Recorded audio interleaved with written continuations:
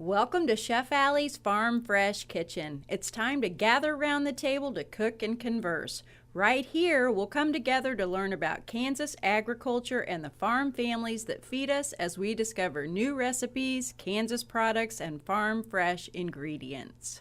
Good Thursday morning. Welcome back to 13 News. This morning, it's Chef Alli and her Farm Fresh Kitchen time. This one sponsored by Kansas Farm Bureau. Our guest today, Kara Harbstreet. She's a registered dietitian, a blogger as well, talking about food. We all eat. There's no question about that, Kara. But there are a lot of different topics to talk about: how we eat, the food we eat, why we eat it, and everything in between, right? Oh, absolutely. And this is why I love this profession so much. There is so much diversity within the dietetics field, and there's just endless topics about nutrition. And it's great to really connect with consumers, and on the opposite end, the farmers. They're the one producing the food that we eat. And some of the topics that we talk about are kind of hot button topics in the world of food, right? Absolutely. And now more than ever, there's so many fad diets. There's a lot of information coming at us from the media and other sources. So it's understandable that people can have some confusion over what we should eat, when we should eat it, and where we should be getting it from. And as a dietitian, what do you tell people that are confused or very on the stance? Yeah, concerned or have a firm stance about some of their ideas. Absolutely. There's a lot of options as far as how we eat and different eating patterns. I really love to individualize it. Each and every person is different, and therefore their nutrition needs are different as well. So I really love to work with them on an individual level, understanding what their concerns are, what their priorities are, and then we work together. It's really a partnership between myself as a dietitian and whoever it is that I'm working with. Chef Alli and I have a great partnership. She cooks a lot of great food, and then I in turn eat it. Yes. And it's kind of a relationship that's worked for 5 years now, Alli. It has worked very well. Yeah. Yes, it has. And you know, it was really cool because recently on the Kansas Farm Bureau Farm Food Tour that Kara participated in, it was really neat to see Kara and her fellow dietitians and then our bloggers asking some really great questions and then just standing there and listening to both sides talk about it back and forth, because it was really neat. We went to Merck Animal Health, then into Monsanto, and that's always interesting when you go those places, because like you guys were just saying, there's a lot of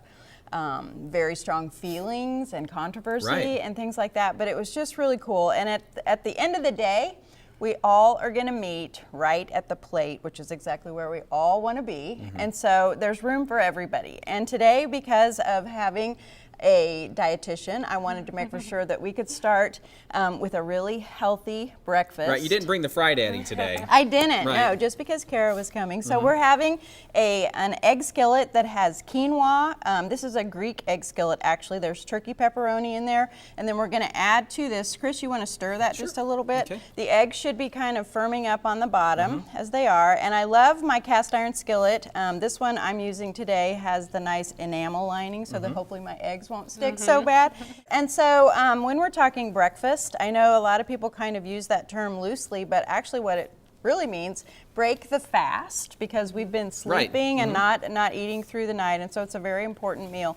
And quinoa is something I think that a lot of people are very interested in, and even though that's a grain we do not grow here in Kansas, or actually even in the United States, it's a neat grain because in R2D2 this morning, I just whipped up a whole batch, and so we're going to incorporate that into our skillet, but also we're going to make a quinoa breakfast bowl that just has milk that we'll pour over the top that's been flavored with a little bit of maple and cinnamon, and to that we add some honey and almonds and berries. We're good to go. So it's nice to have the huge batch of quinoa, because then you can portion it out and use it through the week. Very nice. So we're just going to add all of this to this. How about that? Okay. So you can just stir. There's our spinach. Okay. And then you just mix it in when the eggs are just not necessarily done. They don't have to be necessarily, and it all cooks together, huh? Exactly, because we want to let that spinach and those tomatoes kind of wilt down just a little bit. Here's our cooked quinoa. I'm going to go ahead and look how full our skillet is already. And then to top it all off, we've got a little bit of feta cheese. So once you get this all together, Chris, did you hear that when you get it all together? When I get it all together. Well, some of it's going to be on the table as well. That's all right. We're running out of time here. Is there anything on your Facebook page, Alli? Absolutely. Always go there and check it out. because the recipe will be at Chef Alli's Farm Fresh Kitchen for both of these breakfast dishes. And also, Kara, how can people get a hold of you if they want to chat with you? So I am found on Facebook under Street Smart Nutrition. I also am active on Twitter and Instagram, and that's a great way to reach out to me. I would love to hear from you and start a conversation about food. Okay, well, we got one to have right here. We All right, do. We good definitely stuff. do. Allie, thanks so much. Kara, thank you. Thank you. All right, we'll be right back. Thanks for joining us. Kansas Farm Bureau is proud to support hardworking families across the state like farmers and ranchers who make it their life commitment to provide food that nourishes all of us. Kansas Farm Bureau, representing grassroots agriculture.